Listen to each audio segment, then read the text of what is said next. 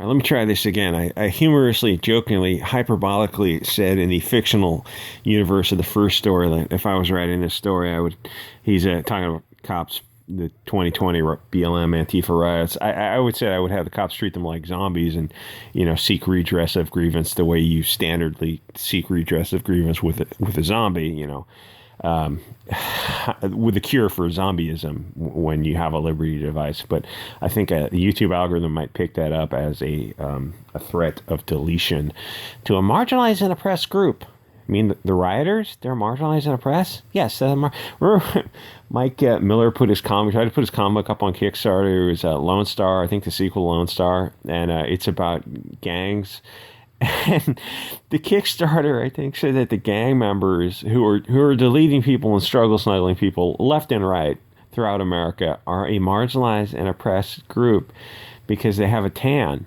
And Mike Miller's character was fighting these evil gang members, which is like, that's a page from the front page of any American newspaper. It's the gangs that are destroying America. And Mike Miller writes a comic book about it called Lone Star, where a bunch of superheroes fight that. And Kickstarter said, no, that's marginalized and oppressed. That's, it really sucks when we have like these two things, Indiegogo and Kickstarter. And Indiegogo is a lot better than Kickstarter, but it's like there's only two. There's only two of these crowdfunding campaigns out there. And you have to take two things in mind: discovery versus the platform's fees, like 5% to 7% for Kickstarter and Indiegogo. And then also you got to take in mind the idea of gatekeeping. And then on the other side is that, like, well, what if Comicsgate built its own crowdfunding campaign? Yeah, you're going to lose out on discovery, which means like organically within the platform picking up sales. But Comicsgate and the Comicsgate network brings a lot of its own sales. Will that be enough to make up for discovery?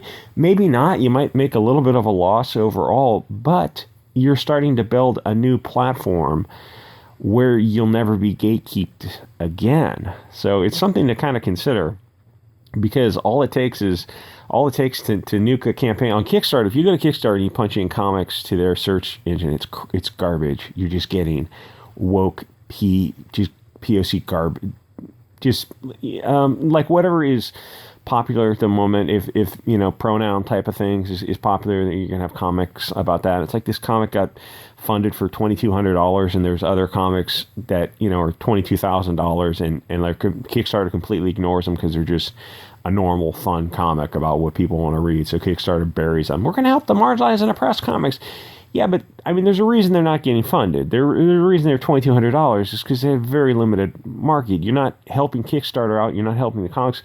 There's like this merit-based hierarchy of good comics are going to rise to the top. Most people want, they want Jawbreakers and Cyber Frogs and Lone Stars and Douglas Ernst's, Soul Finder and Tim Lim's stuff. They want fun stories, a little bit of escapism, Mike Barrett's Thin Blue Line and John Malin's Graveyard Shift. They don't want, something that like kind of feels like it could have come off Tumblr, something from Tumblr back in the day when Tumblr, believe it or not, Tumblr used to be even worse. And they cracked down on Tumblr for some reason. And then all those weirdos went to Twitter, and then Twitter became this very, even weirder than it is to the point now it's like, just get on Gab. Oh my gosh.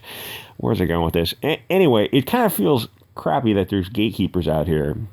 And he's being gatekept on Reddit, which is not a big deal because Reddit's it's big, but all these sites like these, YouTube is kind of where it's at for selling comics. There's a lot of publicity to be had. Like if you're already on the Reddits and Twitter and stuff and Facebook, but like people said who were trying to sell stuff on Facebook, they said, taking ads out on Facebook wasn't worth it. You pay $2,000 for an ad. Your advertisement is your video platform. It's Comicsgate, your YouTube channel, if you're big enough on your own, or the whole YouTube network as a whole, just making the rounds of all these tiny little channels, and then working your way up to the bigger channels, and then working your way up to the biggest channels. That's kind of where I think probably 90% of the sales are coming from. So I don't know. Eric July is doing his own. I think he's selling his comic from his own website. Something to consider, keep in mind. Anyway, so the long intro to talk about Mike Barrett's Thin Blue Line with these subreddit banned it for misinformation and istophobicism.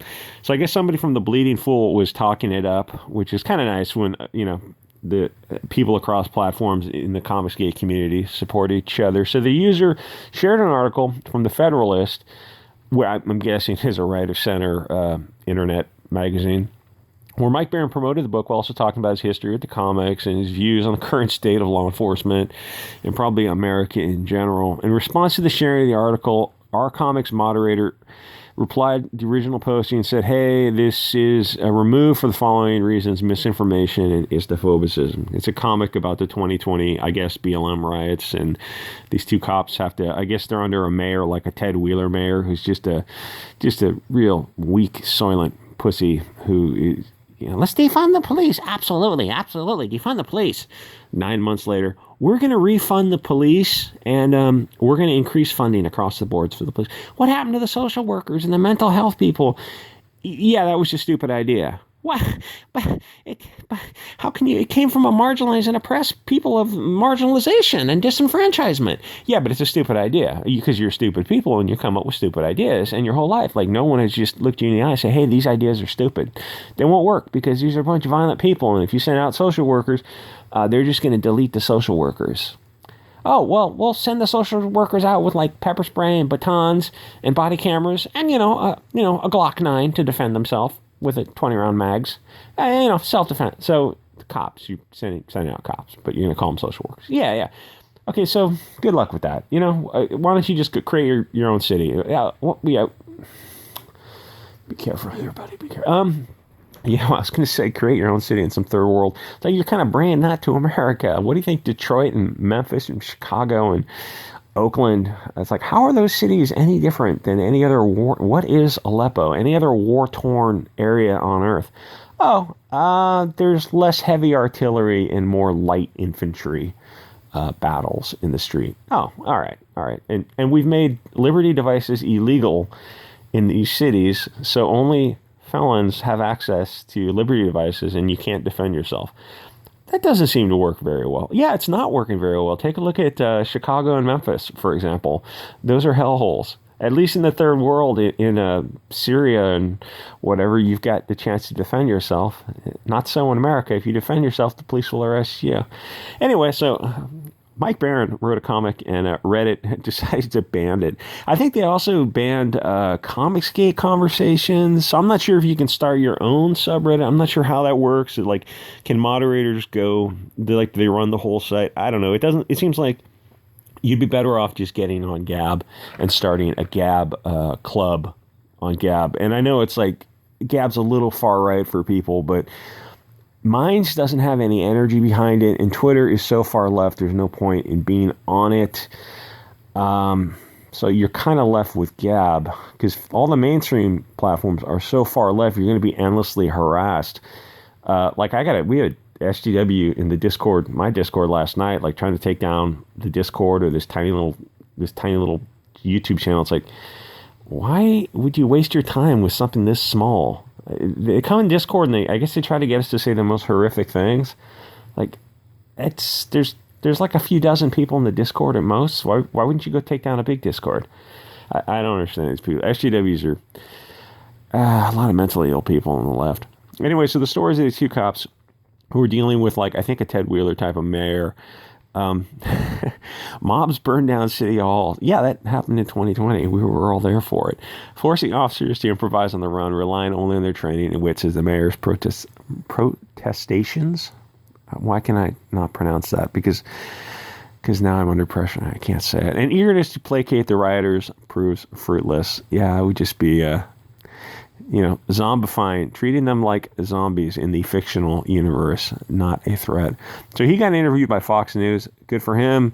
See, but even an interview with Fox News, I don't think, spending 5 minutes on Fox News, I don't know how much, it gets you eyeballs, but it doesn't get you the eyeballs that making the Comicsgate rounds would get you, because when in your Comicsgate, you're in an audience, you have access to an audience of people who buy comics. So it's better to have 3,000 people who buy comics than 300,000 people who don't. So that's the power of the Comicsgate network, which is, it's kind of nice to see it grow. So speaking of Fox News, he's talked about it a little bit, but I wonder how many sales that brought in. maybe it could bring, like, say it's running like $20,000 in sales. I don't even think it would do that, but like Comicsgate would bring in more than that. Probably not even that. If he was a bigger name, maybe. I don't know. I don't know what the discovery on Fox News is, but it's like you go on Fox News, all of a sudden the left has got their knives out for you. Where you have an article in the Federalist and Fox News and Comicsgate. It's like, oh, those are all right wing people. Yeah, and they're writing comics. Oh, that's a right wing comic. Really? Why would anyone after the discord and machinations of 2020 look at Antifa and BLM and think that, yeah, these are the good guys? I don't know. Anyway, I think I was careful enough on this. Check out Thin Blue Line at Mike Barron, who Engeltine did an interview with them, I guess, and Engeltine asked him what would happen to the comics after he died. Good going, Engeltine. Anyway, like, comment, subscribe, and I'll see you guys on the next episode.